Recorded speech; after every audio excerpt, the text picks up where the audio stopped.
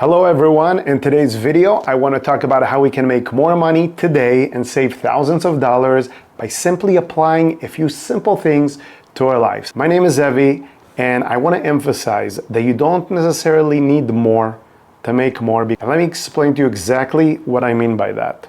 Number one, if you're running a business, would you say that the lack of customers or lack of repeat customers is what's holding you back from making more money? I'm asking you this because typically it's easiest to get another sale from someone who's already used your products and your services unless quality of the service they received wasn't very good. So my next question is, are your customers coming back for more products and services, or are you constantly soliciting for new customers to make up for the low level of customer service or quality? Also, people tend to forget very quickly. So are you reaching out to your current customers with something like a CRM or email, calls, or videos? I say this because I use a platform called Constant Contact and I email my database about once a week.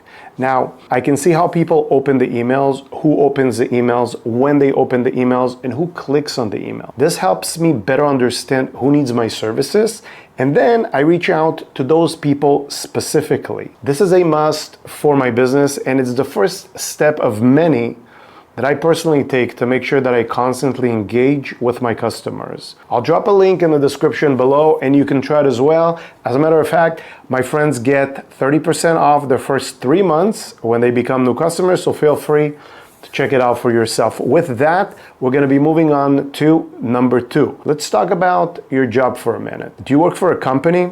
Now hear me out. I know that it's not that simple to walk into the boss's office and request a salary increase. But what if first you stack the deck in your favor? And let me explain to you what I mean by that. Over the past few years, I've been obsessing over internet marketing. I read this book and you should consider reading it as well. It's called The .com Secrets by Russell Brunson, and I'll actually drop a link in the description below so you can check it out for yourself if you're interested.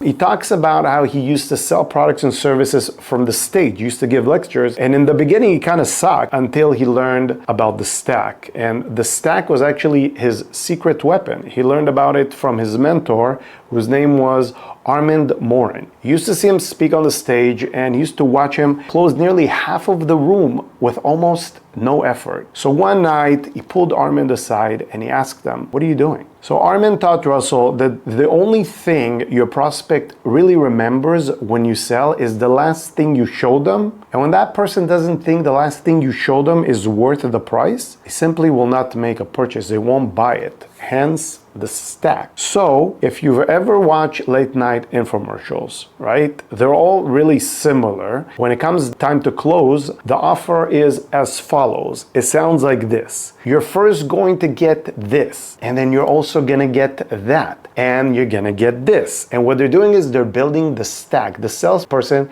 keeps building the stack. And if this wasn't enough, you're gonna get it for the low price of X. But you know what? Today only will even cut X in half. Isn't that right? That's exactly what you hear every single time.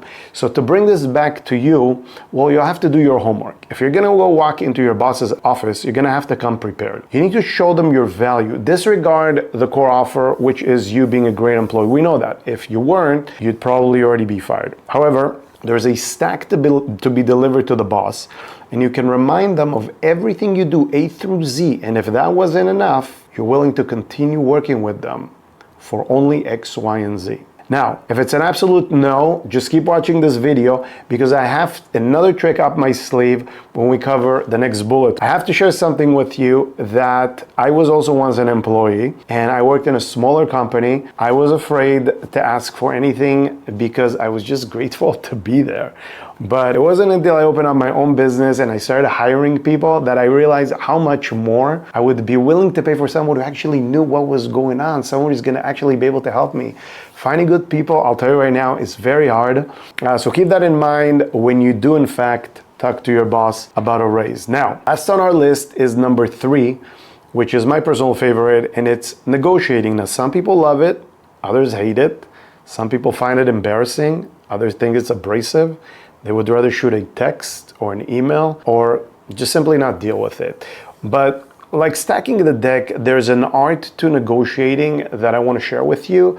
You have to come prepared, knowing basically the costs. All right, and this is what I mean by that.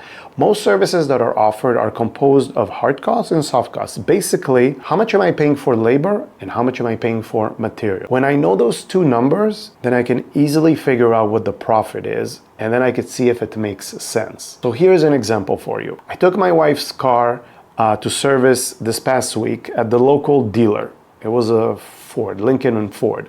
The service advisor said that the cost of repairs is basically going to be for the leaking fluid, and it's approximately $900. I asked for the breakdown. He said that the actual parts are $300 and the labor is $600. So I immediately Googled the general cost of repairs, and it was $450. I sent that screenshot to the manager, and ironically, when I picked up the vehicle, the bill was only $520. So I basically negotiated down from almost $1,000 to $500. And when you ask informed questions, typically vendors will think twice before they're going to be inflating the price, simply because they know you're informed. In addition, nowadays, especially nowadays, nobody wants a bad review for mistreating an informed customer. 9 out of 10 times when you inquire about a price, you'll probably realize a discount of some sort. Negotiating is an important life skill. It served me really well.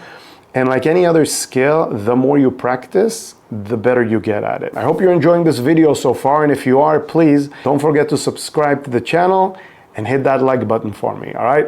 Let's continue. I want to leave you with 2 tips that served me very well in life.